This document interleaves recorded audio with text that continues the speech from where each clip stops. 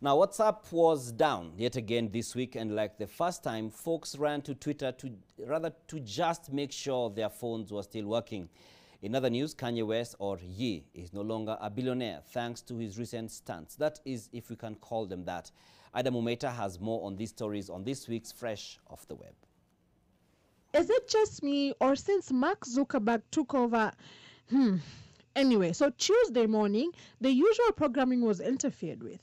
WhatsApp was down for a couple of hours, and safe to say, most of us restarted our phones and checked our internet as if we never learned anything the first time. Before it hit us that WhatsApp was the problem. Now, as usual, Twitter to the rescue.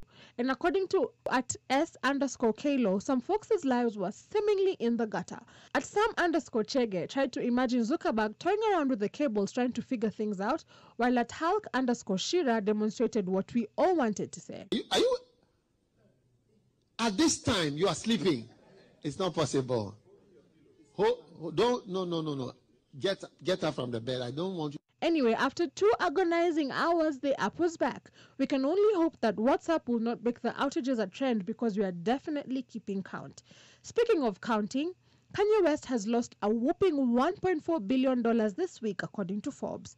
The rapper ruffled feathers this past couple of weeks, and it seems it's time for him to pay up. Kanye, who now goes by the name Ye, started his wave of offensive speeches at the Paris Fashion Week, where he donned the controversial White Lives Matter t-shirt. He later appeared in a podcast and said the cause of George Floyd's death was drugs. Like me.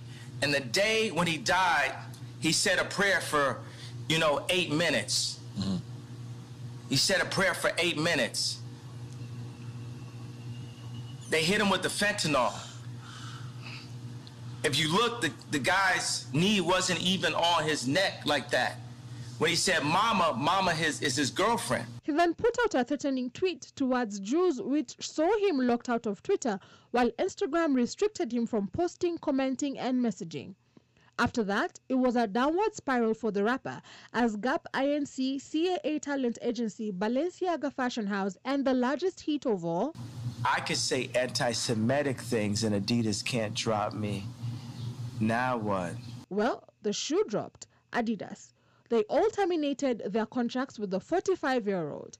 You know why I apologize, why I say I'm sorry to the Jewish people that I hurt?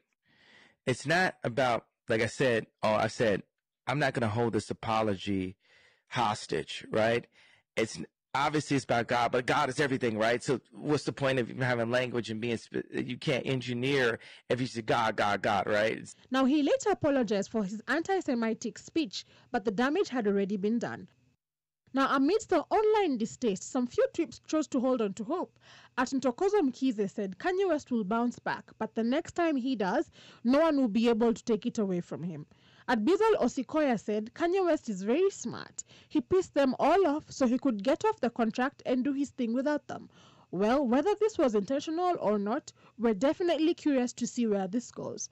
Ida Mumeta, Fresh Off the Web, and TV.